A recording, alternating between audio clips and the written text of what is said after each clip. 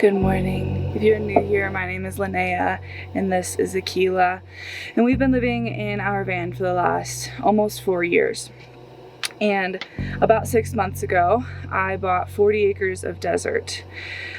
We recently returned to the property just about a month ago-ish, and I have been full force, nonstop, absolutely addicted to working on projects and creating a beautiful little eventual homestead here. A few days ago on Instagram, I put up a question box and I gathered a bunch of your questions. So overall, there has just been a lot going on. So let's get into it. All right, first question. What are your top 3 to 5 things someone should know before buying land? Yeah, one of the main things that I learned throughout this process of searching for land in different states and then deciding on this parcel of land is the importance of the county. So of course your state is important, but I think that the county is even more important because that is what determines what you can and cannot do on your property. There was this really beautiful piece of land that I found in Wyoming. I was so excited about it because of where it was also part of an HOA, so that's something to consider as well. I literally got a list of materials that I was allowed to build with and what colors they had to be. And I do not want to be told what to do. Of course, in every county, you're going to have some sort of restrictions. There are going to be rules, but I wanted to find one that was decently lax. So if you are looking at a property, find out the county that it's in and just call them and ask them. Be like, hey, this is what I want to do. Is that allowed? Second thing is payment options. I got so lucky with this property because I found it through a friend. And so the owner has become a friend of mine. Owner financing was a possibility for me. The reason that this is such a big deal is when interest becomes a part of the whole thing. Because you might just look at a price and think, oh, that's an okay price for a piece of property. But then when you really get into understanding what the interest means, if there's a minimum payment, if there's a balloon, and don't let this stress you out. You're gonna learn all of it along the way, I promise. Lastly, water. I will forever be living off the grid. I do not want to be tapped into any city, anything. So for me, water was a huge stress. When I bought this property, a well had been dug on the upper part of the property and the well was dry. And this is one of the things that threw a little bit of a hitch in my excitement for this property. So before I purchased the property, I asked the owner if I could have a guy come and witch for water. I don't know if that's something that most landowners would allow, but that was the only way that I was going to buy this property. If I could have somebody in and tell me like, yeah, there's water down here, you're just going to have to drill for it. Now, there are different options for water. You can have a cistern on your property and have somebody come and fill it every month. That is an option. If you want to see the entire well drilling process, I will link it up here, and I will also link all of the important videos that I talk about in the description below so that you can just find whatever information you're looking for next. Okay, I think that's good for now. I need to make some breakfast. Since I've been on the property, I've been so busy that it's been hard for me to really like eat well and fuel my body in the way that it needs to. So I've been on top of breakfast. Every single morning I've been making this little egg bake with 3 eggs. And then I also, the night before, create like a chia pudding with a bunch of good stuff. And it has helped me so much.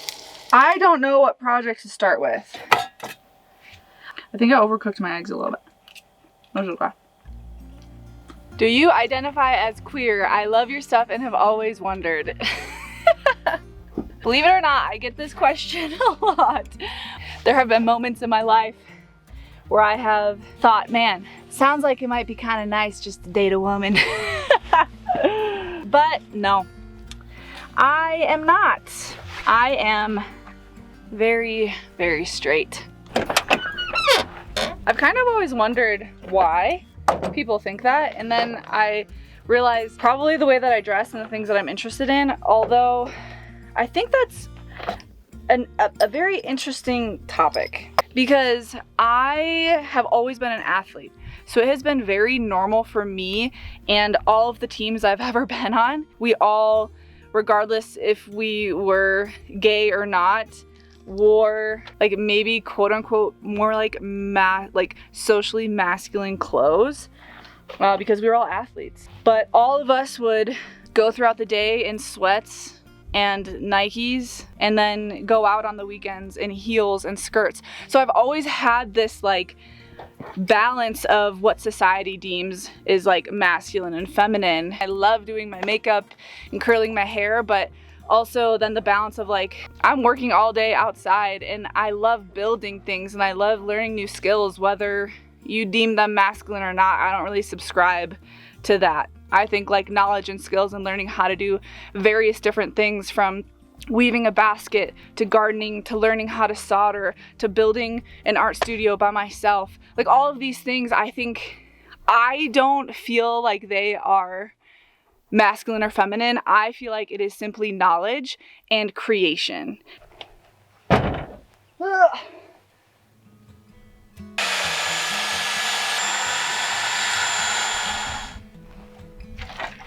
Long one. I'm working on a really exciting project. Do you ever miss the ease of normal life with all the things and ability to get places like groceries and showers easily? No. I think though, I understand why certain things are important to people. When you are used to having those things at your fingertips, it seems unthinkable not to have them. Living in the van has just been the best thing for me because I really love the small struggles that come with living in a vehicle. That extra work makes the thing that you have so much sweeter. Just like right now, I'm so excited about this property because I'm building and doing everything myself. I'm not paying for anybody to come and build my art studio. I'm not paying for anybody to come and like plant the trees. I'm not paying for anybody to transform my shipping container. Even though there are so many struggles with that, I may make big mistakes, the like joy after is tenfold what it would be if I just paid somebody to do it. So no, I don't. I really don't. I'll have both of those. Yeah.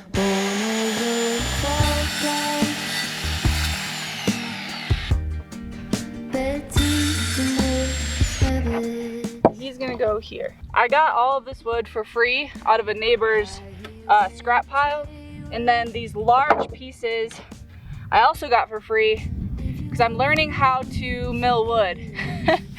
And there was a log that my neighbor had and he wasn't going to use it for anything, so he gave it to me. Do you see kids in the future? There were a few questions I asked about kids. Another one was, do you feel pressure to have kids? How do you deal with this if you do? I have avoided this question for years. Nice. Those look great. So the topic of kids is difficult for me because I have seen the type of comments that women get who choose to not have children. Right now, I know that I do not want kids at this point in my life, and I know that that will be the case for the next few years. I'm spending all of my time, my energy, my finances on creating a life that I absolutely love, and one that I feel authentic in and fulfilled. And right now, that doesn't have room for kids. Also, as far as the pressure, I do feel pressure. I feel pressure from various people, from society, and I don't think that that is fair to women. There is a narrative that as a woman, my entire purpose on this planet is to create babies. And I do not believe that that is true. I think that humans are incredibly complex and incredibly dynamic, and we, whether we're male or female or anywhere in between, we have so many options and so many different ways that we can impact each other. And people believe that purpose comes from different things. So if you are a woman and you feel pressured to have kids, I guess I just want you to know that it is 100% a choice. It is a choice just like any other choice that we make in our life. And so for me, this is going to be a very, very intentional decision. I refuse to allow society to push me into a decision that I have not thoroughly and intentionally thought about. I think that if you know that you want to be a mother and you want to bring children into this world and that gives you purpose and that gives you joy, I believe you, and I think that that is beautiful and that it should be celebrated. And if you are a woman that is unsure about children or that you find purpose in other things, that also is beautiful and that also should be celebrated. My perspective is that a woman is no less if they choose not to have children. It is just simply different life paths. And at the end of the day, this is our only life we have. I have seen people say this, and people have said this directly to me, that I should have kids because they have never felt such joy in their life before children, or that they have never felt such purpose in their life before children. And I believe that for them. I believe that that is their life experience. And I believe that everybody's life experience is different, and that everybody finds joy in different ways and finds purpose in different ways. So my answer is right now, no kids. In the next few years, no kids. And I'm open to that changing, and I'm open to that staying the same. Love it. Thanks. So good. Thank you. One last thing. Financially, kids aren't in the picture right now. At this point, my money is going into creating a future for myself and for Chris, and kids cannot be a part of that right now. And it's okay for you to choose yourself in this life. In fact, I would highly recommend it. And that can mean different things for different people. Hi. Nice, babe. These look so good. Aren't they cool? Looks great, babe. Thank you. Chris just warmed up the burritos that I made like a week and a half ago. This has been the best thing, actually prepping food, because it lets me just work basically until I have to eat. Hi, buddy.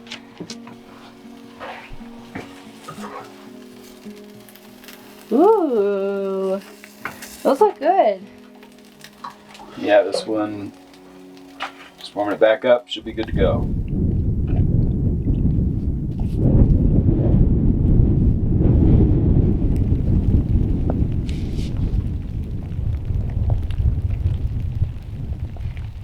Oh my gosh, it's really raining.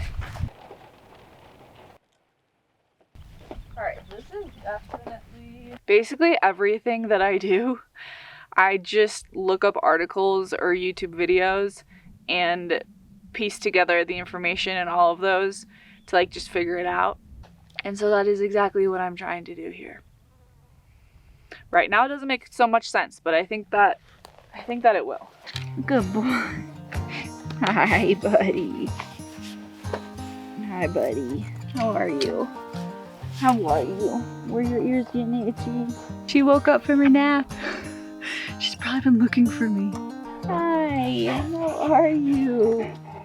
I'm sorry, you didn't know where I was. What is your relationship with Kobuk look like, and is Akila jealous? So Akila and Kobuk are very, very different. I almost said very different people. Their personalities have quite a contrast, which is really cool in a lot of ways. So Akila is very much like my dog, and Kobuk is very much Chris's dog. So a few ways that they're different. So what you just saw Kobuk do, asking for that affection, that's pretty rare.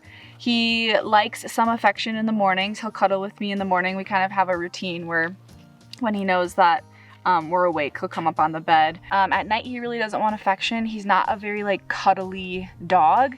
And that's in like stark contrast to Akila. Akila is extremely affectionate. She's very like needy. She wants attention. She wants to be talked to. She wants to cuddle and be next to you. She wants to lay on you, or people that she loves. She's not affectionate with everybody. There's really no jealousy to be had because Kobuk, he likes to be kind of just like in the vicinity of us, but doesn't want to be directly involved in what's going on, whereas Akila does. So we give Akila so much love and so much attention because that's what she likes. And with Kobuk, we give him so much love and so much attention until he tells us like, nah, I'm good, actually. I don't think that she will ever get jealous because my love is like, I literally love her more than everything in the whole entire world.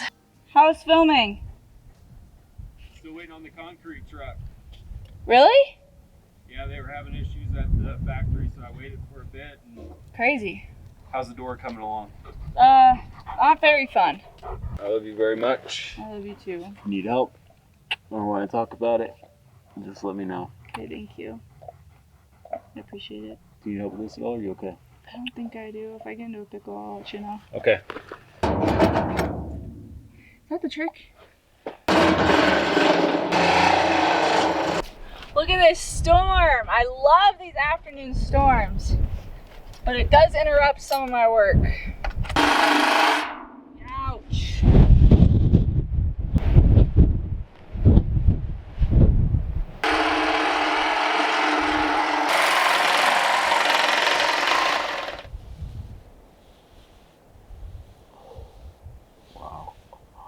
Wow. That's crazy looking lightning. I haven't really seen too much like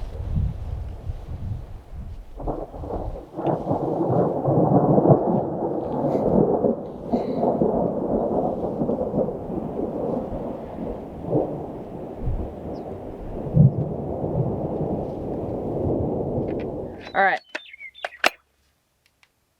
Let's finish this door up. You're good there? Yep. Promise? Yep. Thank you. Fucking sparks are pissing me off. My battery's died again. I should probably be using an angle grinder. I've seen people do both, but I think an angle grinder would be quicker. Maybe not quicker, but I think that it would just be easier to see the lines, be a bit more precise. I don't have the right like discs for metal, and I don't have a big enough like face shield that I would be comfortable with, so that'll be later. I think I'll have to cut out another 1.5 inches on both ends, but as long as the bulk is out so I can like properly measure. What advice would you give to someone wanting to start solo van life? I really recommend actually one of my most recent videos where I talk about a bunch of different experiences on the road, and I had people write in from all over the country their own advice and their own experiences, and it turned out to be just a conglomerate of really beautiful thoughts and ideas. So I'll link that right here, and I'll also link that below. When I looked at videos of roll-up door installs on YouTube, one of the things that I saw over and over again were people suggesting that you leave just a little bit attached on the bottom. So when you're done with this final top cut and push out the door, that it doesn't come like swinging into your legs if you're on the inside like I am right now.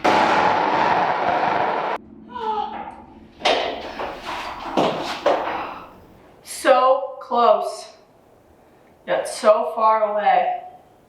How do you prioritize eating well and getting good exercise while on the road?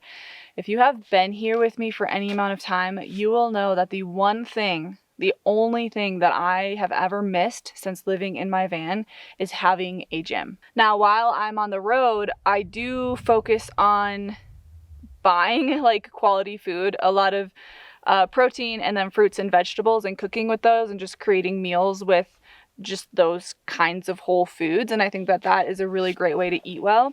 And as far as the exercise part, I have always loved lifting. It's really hard to do on the road, although I always carry one very heavy kettlebell and then a set of 30s, 20s, and a 40-pound dumbbell. And that was enough to get by, but it never really scratched the itch. And this is all why I am cutting a giant hole in my shipping container. So I want to give a special thanks to RitFit for sponsoring today's video, for supporting my channel, and for providing me the opportunity to reintegrate the one thing in my life that I have really missed over these last 4 years.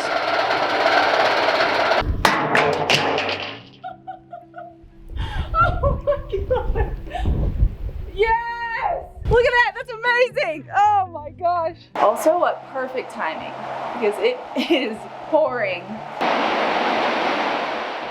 This is the RitFit PPCO3 home gym package, which is very compact and everything that I was looking for, because I do only have a small area right now to call my gym. This is also one of the reasons why I bought a 40-foot shipping container, because I knew I wanted to dedicate this last little bit for the roll-up door installation, which would allow me this really beautiful home gym and some outdoor space as well to lift and do other activities. Athletics have always been a really big part of my life. So when I was younger, my motivation for getting in the gym and lifting weights or doing resistance training or conditioning was to perform on the court. And that carried me obviously throughout college. After that entire focus of competition evaporated from my life, my motivations changed. There was a time in my life where primarily my motivation came from like aesthetic, wanting to look a certain way. Now, it has shifted. I think motivations change as you get older. I know that if I get to an age where I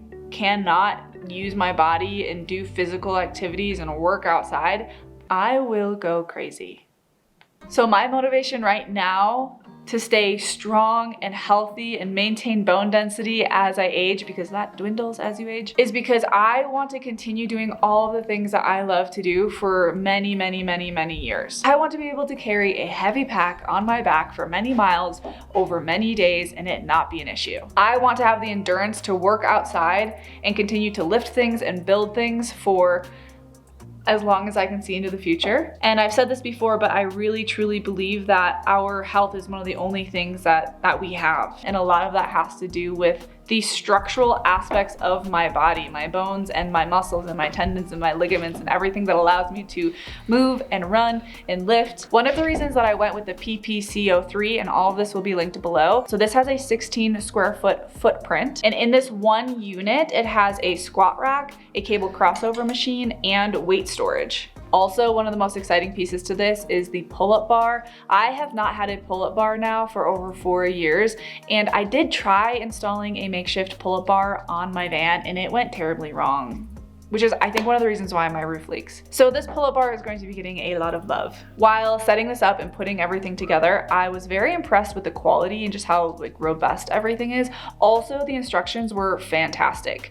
You can put this together with 1 to 2 people easily. But what I love is that it has a very heavy duty 2x2 steel square frame, which makes it extremely durable. And of course, when you're talking like compact home gym systems, it's really important to have many features be adjustable. So this has 15 height positions, which is great because of course that means you can do multiple different exercises, but also that means that both Chris and I can utilize this machine for the same exercises because we're different heights. Something like this is suitable for all levels, whether you have been doing this since you've been 10 years old, or if you just want to start your fitness journey today, this can accommodate everyone. I have no excuse to not go to the gym. All of those external factors like, oh, I have to drive to the gym, or I have to pay for a membership, or I have to see or talk to people that I don't want to, all of those are gone now that this is here. RitFit is dedicated to being simple, strong, and effective, and you can use my code Linnea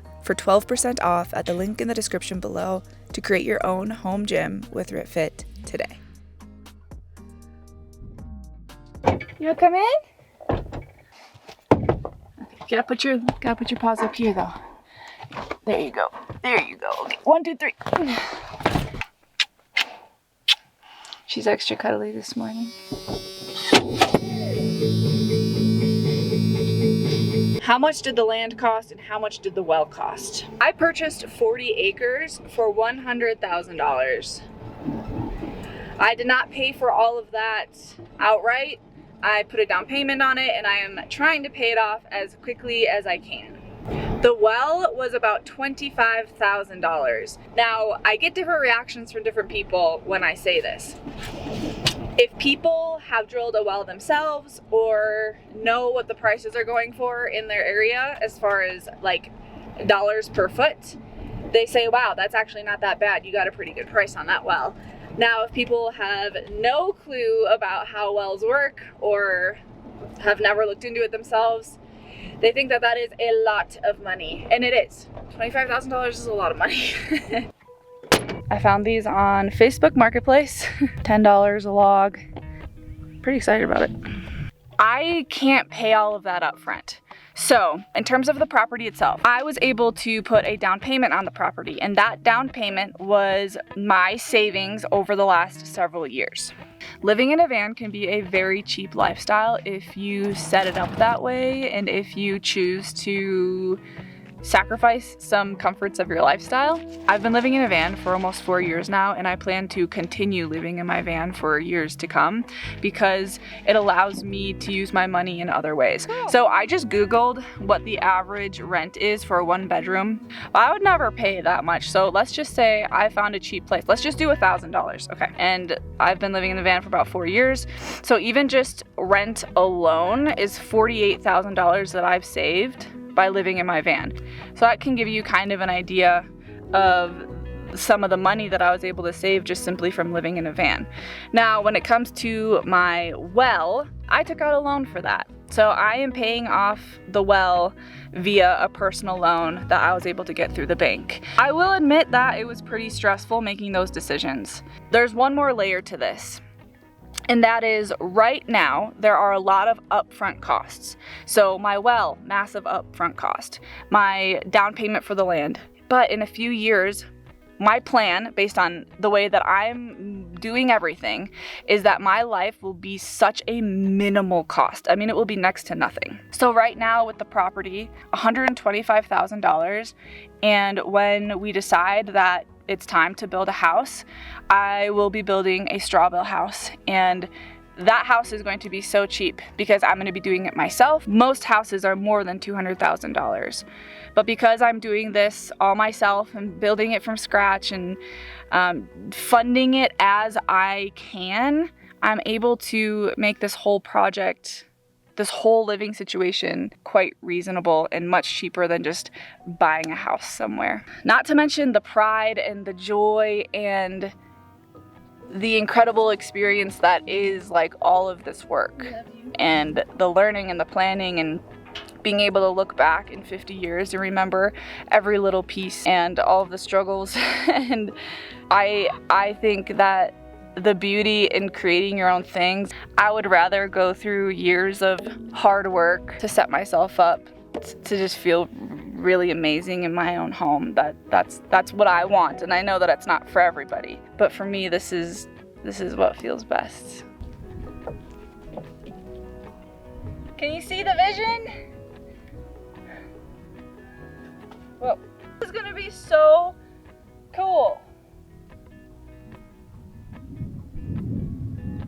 Also, I think that I am in a really wonderful situation too because I've chosen the best neighbors. In a place like this, it's pretty rugged. There's a lot of like off-grid lifestyles happening. So everybody is always here for each other. At any point, I can call my neighbors and be like, hey, I'm struggling, or I'm in a pickle, or I need help with this. And they will be over here in minutes. And I would do the same for them. And this also means that they have skills and knowledge and tools that I am able to utilize. For example, my neighbor, he has a mill and he's teaching me how to mill my own wood. And that's going to save me hundreds, if not thousands of dollars by going and doing the work to mill my own wood rather than buying wood from a lumber yard or from like a Home Depot, which is incredibly overpriced. In places like this, there are often just a really tight-knit community of people that understand what it is to live this way and build your own life slowly and with a lot of hard work. So that's a really beautiful thing too that you can't really put a price on. As far as the financial thing, there was recently a video that I posted on YouTube that got a lot of views, and it has been really amazing to see the really gross comments, specifically mostly from men, negating the possibility that I could fund this due to my own hard work and my own job. A lot of assumptions are that I'm a trust fund baby or that there's a man funding everything behind the scenes. It is so gross and it is so misogynistic and really paints a picture of what men still think and how they still view women today. And I'm sure that if you're also a woman doing your own thing, you have received similar comments. But women are capable of funding their own lifestyles, and women are capable of learning skills and making money and spending that money on things that they want to in ways to set up their own life. Will Chris be building anything on the property or helping with the infrastructure costs? So I think that he wants to plant some stuff in the garden. He started a few seeds. He's really excited about pumpkins, but as of right now, there's nothing more that he really wants or needs outside of his bus. I think one of the most beautiful things about our relationship is that we both have different goals and different things that our money goes into and different passions, but they also overlap in a really beautiful way. So this property and these projects are very much like my passion project, and it's something that I've been working really hard in order to do. And Chris has his own passion projects and his own goals and things that he's putting his finances into. And he fully supports what I'm doing here, and I fully support what he's doing with his business. I want him to have the opportunity to live the life that he really loves too. So right now he spends a lot of time on his computer. He spends a lot of time managing people. He is often gone for half the day filming on a project nearby, and then 1 to 3 days a week he's gone because Chris really loves playing Magic the Gathering, and he also loves jiu-jitsu, and those things aren't available close to the property, so he travels to do those things. I think that's amazing that he will take the time to go and do the things that he loves, and right now these are the things that I love, and he fully supports me being out here and putzing around and building stuff. And I think one of my favorite parts about this is when I'm done with something, or when I'm really excited about something, I'll go and get him and be like, I want to show you this thing, and he's always so excited for the thing that I've made or the little changes that have happened, even if maybe they wouldn't be exciting to other people. He shares a lot of excitement with it. So yeah. So right now a lot of it is me, and I am very happy with that, and he's very happy with that. And I'm sure as the years move on, and if there comes a time where we want a house, I don't know, maybe that'll be different, but maybe not. I love that we can both be individuals and both fully support what the other person is really excited about in different periods of life. Going through this whole process of saving in order to purchase property makes me really excited for Chris as well, because one of his goals is to buy property soon for his business. And you can probably hear more about that on his personal channel. He tends to be a bit more open about his business ventures over there.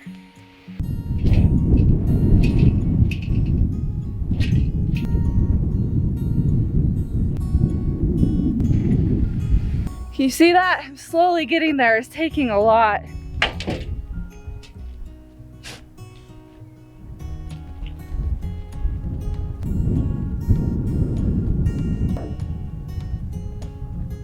That took me a really long time, but that feels so good. I am adding compost on top, and then I think it'll be ready to plant, and I'm so excited. Woo!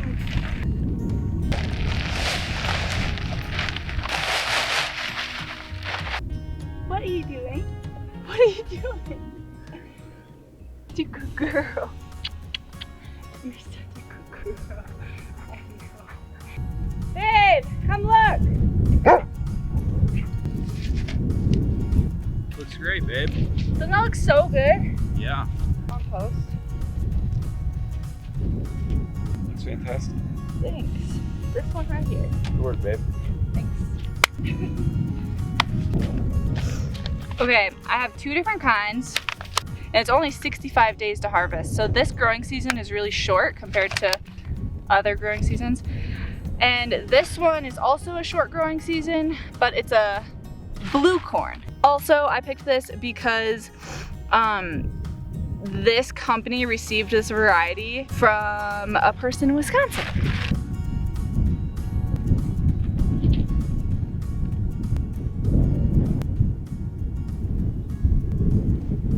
That feels so good. Let's get that done. And the entire bed is going to be dedicated to the 3 sisters, but I will touch on that in a later video. I recently lost both of my parents. How do you cope with the loss of a parent? I feel so lost.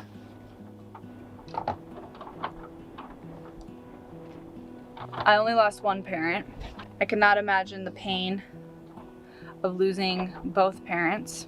The question was, how do you cope? And I don't think that there is a good answer. You know, that time in my life, I can't even think back to how I coped because it felt like I was kind of just trying to survive. And I can imagine that that is how you're feeling or how this person is feeling who wrote that question. I think that with grief, inevitably comes this like depth of loneliness. People often ask me if I ever am lonely because I've done so much solo travel. I lived in the van by myself for a while. I've never felt the kind of loneliness that I felt after my dad passed. And for me, the loneliness came because I felt like nobody understood what I had lost. Every single time I heard somebody trying to relate to my loss, I thought like, there's no way that it's the same. There's no way that you could understand how much this has affected my life because you don't know how connected me and my dad were. You weren't in that relationship. You don't know how he loved me and how he supported me and how he showed up time and time and time again for every single piece of my life. I'm gonna start crying. What I want to say for those who are going through this really intense grief, just know that you are not alone. And I think when I came to the realization that this experience wasn't just my own experience, but it's something that many people have gone through, are going through, or will go through, that didn't ease the pain. But I think that knowing that this type of grief is a universal, for the most part, a universal experience, I think it lightened some of that loneliness. Something else that I often tell people is the wound that you're feeling right now, in my experience, that wound will be there forever. In 25 years, it is still going to be this gaping wound. You're still going to be going through life constantly being reminded that that person or that those people are not here anymore, that they don't get to share the things in life with you, that you'll never hear them on the other side of the phone, that when you need their support, they cannot possibly be there, that the people that you love in your life will never meet them. Those are really heavy things and those don't go away. So time doesn't heal all wounds, but I will say that you have all the time in the world to practice coping and to practice feeling it all, and to practice loving them even though they're not physically here anymore. I think that as far as coping, everybody copes so differently. Even just within my tight family unit, when my dad passed, everybody coped dramatically different. My mom she grieved in a very like open way, which I was always very envious of and awed by, because I was a very like closed off griever. So my mom put pictures up and she talked about him and she took part in the things that he loved to do. And that was the way that she did it, which I think is so beautiful because she continues to like celebrate him. It's been over 5 years. And for the first like 3 years, I didn't talk about this at all. And that's kind of an example of like, for the first few years, I couldn't look at pictures. I couldn't talk about him. You know, people would talk to me and ask me about my parents or whatever, and I would just pretend he was still alive. Yeah, and so that's how I coped. I wish that I could like, you know, fix pain through the lens, but I can't do that. Just know that you're not alone in whatever way that you cope or deal with it. It's okay for that to be. You know, everybody is valid in their own ways of dealing with things. I'm sorry. The pain is really hard. And I'm just sending a lot of love to everybody out there who's grieving, because, oof, it is not easy. I'm going to end on this one. How do you gain momentum towards the kind of life that you want to make for yourself? I think that momentum is gained when you just take steps in the direction you think you might want to go, but also realize that you might have to shift your path a little bit if it doesn't feel quite right. As each of those little steps kind of start to add up, you get a pretty clear idea of what you need to do in order to reach kind of the next thing that you want to walk towards. And I also will say that creating your own life and your own path outside of what others people expect you to do it can be really difficult. I talk about this all the time, but like all the hard work is so worth it. I think part of the momentum too can be finding the people who inspire you and who support you, and that might be tough for some of us. And then learning how to listen to your gut and to understand if what decisions you're making are truly for yourself and what you truly want, or if they are being swayed by outside pressures or societal pressures or parental pressures or partner pressures, whatever. There's a lot of pressure in life. Over the last like 9 years or so, is I would make a decision and then I'd kind of sit in it for a little bit and see like, okay, maybe what would I have done differently? Or is this really what I want to do? And some of the biggest risks that I've taken have come from me making a decision and thinking like, this is not for me. And then I jump completely in the other direction. And I can assume that that question was asked because I have a life that I like openly really love, and I talk about how much I really love how things have progressed. And there's been a lot of lows that I haven't shared and a lot of really hard times, and I never want to create these videos and make you guys think that it's just smooth sailing, because it's not. Along with having an idea of what I want my life to be, I also really love not knowing what I'm going to fall in love with, not knowing what I'm going to become passionate about, not knowing what I'm going to learn, which might shift my idea, my current idea of what the future might be. And I find so much excitement in that. So I'm really, really happy in the present moment, or very content in the present moment, knowing that I love my life right now and excited to meet the life that will end up forming 10 years from now. Thank you all so much for being here. We'll see you next week. When we wake, hear the birds and see the sun. Side by side our fears are done. All the good times just begun.